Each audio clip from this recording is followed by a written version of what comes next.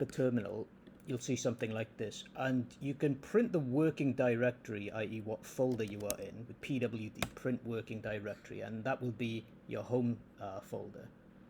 One thing on Mac you can do, not exactly the same on Linux, but you can actually open this if you don't want to use the terminal hereafter. You can do open dot, where dot means the current working directory, and that will open the Finder.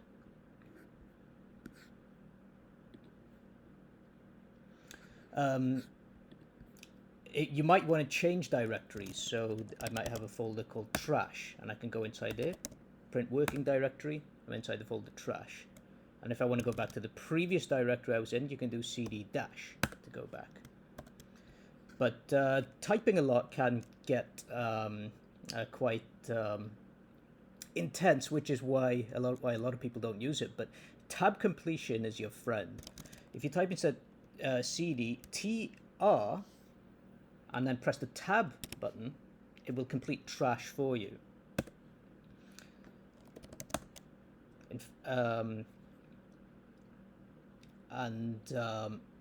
It may be that there's another folder inside trash. I think there's a folder called watch. In fact, sorry, watch, and let me use tab completion, watch underscore these. Now that's quite a lot of CDing. So what if CD without any arguments goes back to the home directory? What if I create a symbolic link to that watch these folder? So if I do ln-s link minus symbolic trash / watch underscore these, and I can use tab complete again and press enter. Now I can just do cd watch these, and it will take me to that symbolic link. And in fact, if you want to see what folder that really is, you can do pwd print working directory -p for the actual path.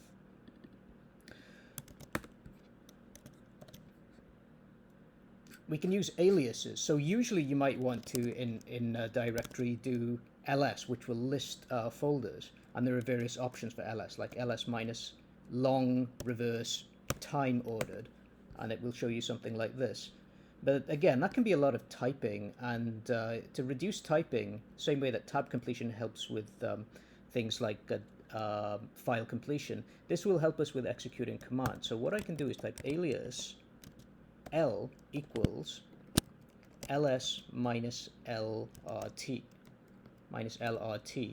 enter. Now if I press L, then it will do the same thing as if I had done ls minus lrt. So that's aliases.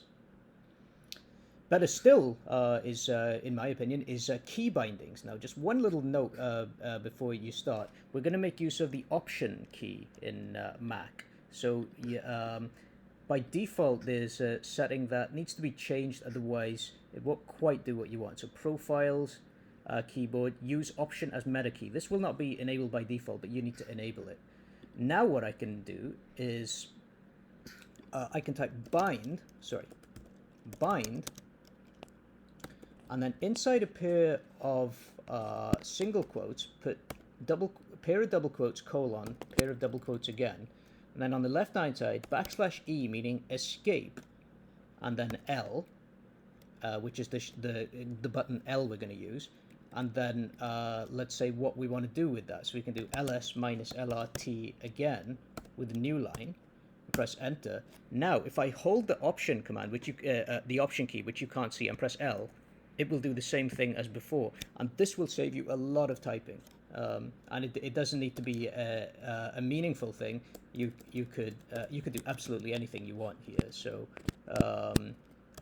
if I say escape L or meta L, option L, will put echo hello without the new line, then when I hold option L now, it will put that text there. So key bindings are very helpful. Now, it says here bash 3.2, which might be useful information, but what if instead of having to type pwd each time, we did this called ps1, which equals prompt on side 1 equals, and then \w, and then a greater than sign. Now, it will show you, instead of bash 3.2, it will show you what directory we're in. So if I cd to trash, then you can see that it shows what directory I'm in.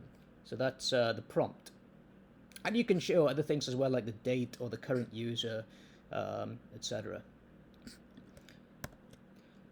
Moving on, now we're going to start using pipelines, which is where Shell's power really grows.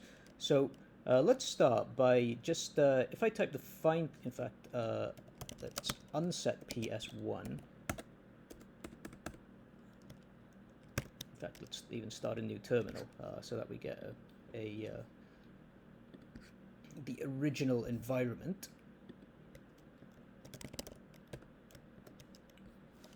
Now, if I type, again, pwd, now if I type find, I'll just get every single file that exists in this subdirectory, even these hidden folders, which is why it's asking me, do I want to allow access to them? Because you can do powerful things with the command line, remember. Now, it may not be that I want everything, I just want the first few, so I can do head, and that'll just show me the initial ones. And it may be that I really don't, I only care about things that say Eclipse. So I can say find grep Eclipse, and again it will give me lots and lots of them. And again, I can do head, just in case you accidentally grep for a lot of things.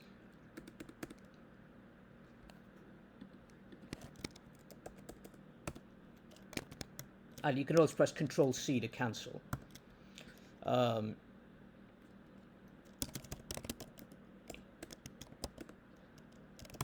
Maybe find grep log. So this will give us anything with the word log in there. And again, we can use head to just give us the first few.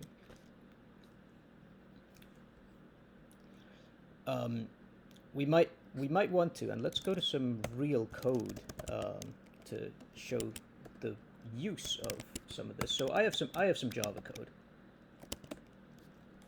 and I might want to search that Java code. So first I'll type find, in fact I'll do find minus type file rather than directories or symbolic links, grep .java. And that will give me anything with the, well, dot means I have to escape the dot so that we only get .java, and that will give us a lot of .java files. Now it might be that instead of going and opening lots and lots of files to check for source code, you can do this. You can do xargs grep, maybe the word public, and then it will show you the resulting the lines where we have the word public, and we can make that colored, minus color, and we'll see here that in red it highlights all occurrences of the word public. And we can get quite sophisticated with these. So suppose, and here's some the actual syntax for .java files. Now, suppose we have standard Java layout: source, main, Java, com, my package, my file. What if we want to remove everything before the com? What you can do to do that is sed, which means stream edit, minus E for expression, S, /, and then .star com, and replace that with just com. So everything before the dot means any character. Any character followed by com, and star means as many characters as possible. So if we replace everything up to and including com with just com, what happens? We'll get this. We just get the com and nothing before that. And suppose I want to convert these file system paths to, say, package notation. I might also do the same thing with another pipe and substitute, and we'll don't do greedy, meaning do it as many times as possible. Substitute the slash, which we'll have to escape, /, replace that with a dot. And then that will replace com dot this with dots, and you might be able to copy and paste that into your code. So that's regular expressions. Moving the cursor backwards and forwards, a lot of people see they'll be holding down the arrow and going down really long lines like this. What if you hold Alt sorry, Option Alt, and use the back arrow, then you will go by several characters at a time. And remember, you do need to go into your preferences and make sure Alt as meta or escape meta as escape is enabled. Otherwise, that won't work, which is why so many people suffer with moving the characters. And in fact, you can also, if you want to move the cursor earlier, if you hold down Option and click where you want, it will take the cursor right to there. And every time I'm clearing the screen by pressing Command K, but you can also type clear, and everything will be pushed off the top of your screen. You can redirect output to files. So what if we have this list of packages, and we want to put it in a file called packages.txt. Then I can open this with my favorite editor,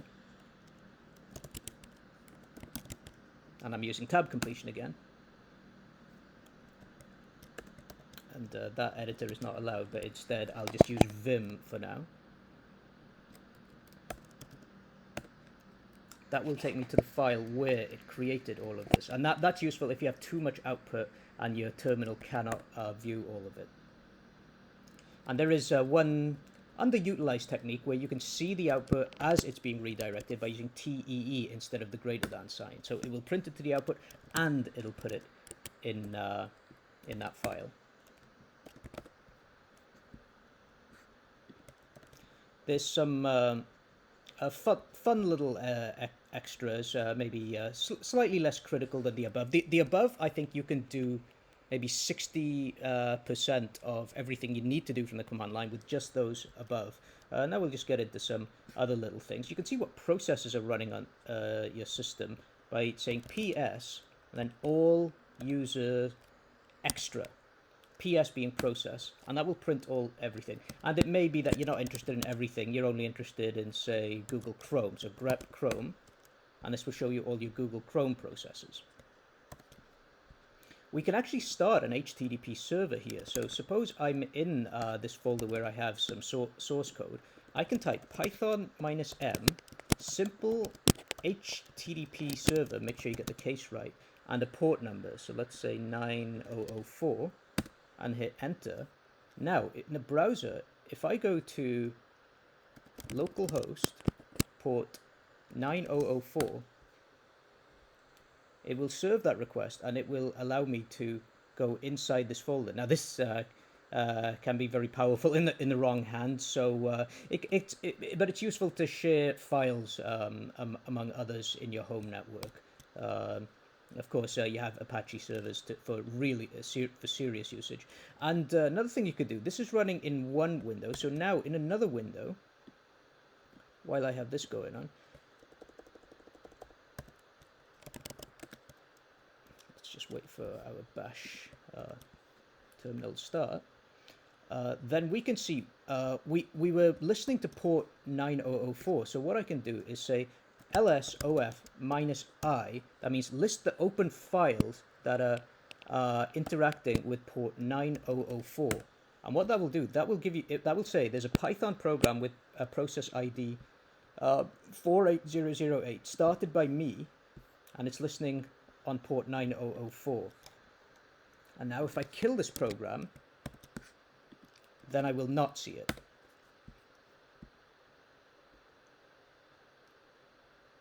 And netcat is very simple conceptually, but very powerful tool as well. I can say nc -l for listen. Let's try port 9005 this time. Now when I say from here netcat, so that's a server that's listening on port 9005. Now if I do netcat localhost 9005, it'll wait for some input, and I can say here something. And press enter. It will come here, and that might not seem very useful when it's on your machine. But what if you're on another if you're listening on another server? You can check connectivity between different machines by using netcat, which is considered by some as by many, in fact, as the Swiss Army knife of command line networking. Now you can actually do multiple commands in a single go, so you don't have to execute one command, wait for it to finish, run the next one. You can actually, suppose it's a slow command, you can actually input multiple commands at a time. So I can say ls, and maybe just list the head again, semicolon, and then echo something else, saying ls head finished, or just finished. So now, and you don't need a semicolon at the end. A new line serves the same effect. If I hit enter now, it will run this and list these folders, and it will say finished at the end. So you can put multiple commands together. You can also only execute if one succeeds. So what if I said, instead of semicolon, ampers and, I can say ls pipe head and echo finished, and it will do both again. But what if I try and list some non-existent file? What would happen then? ls. It's not going to succeed, but it is going to print echo because of some semantics. But if in certain cases, if it returns a non-zero exit status, then it will not print the second part. And there's also an or, so in fact, let's try that without the head. Yeah, in fact, that was what I intended to do.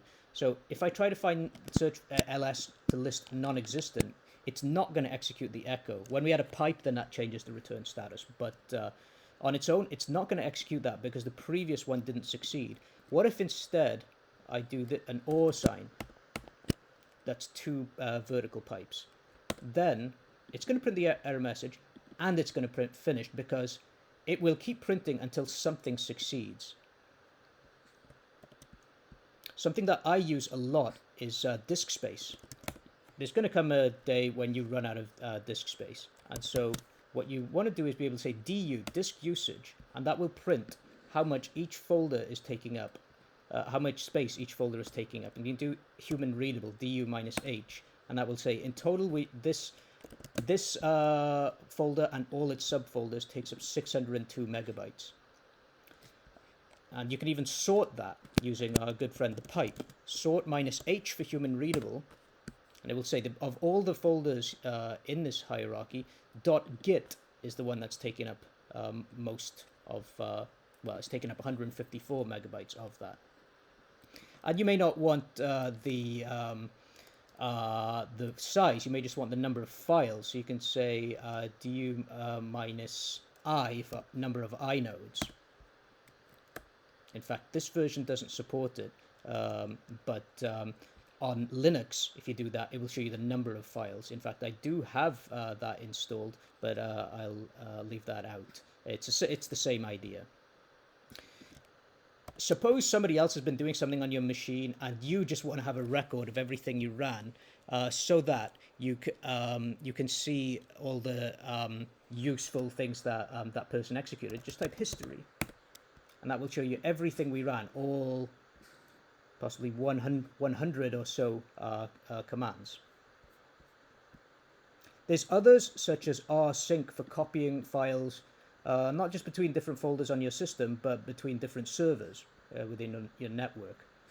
There's cron. You can tail a file. You can unzip files. You can view the information about your machine. So uname minus a, that will tell you that I'm on a MacBook Air with this kernel version, etc.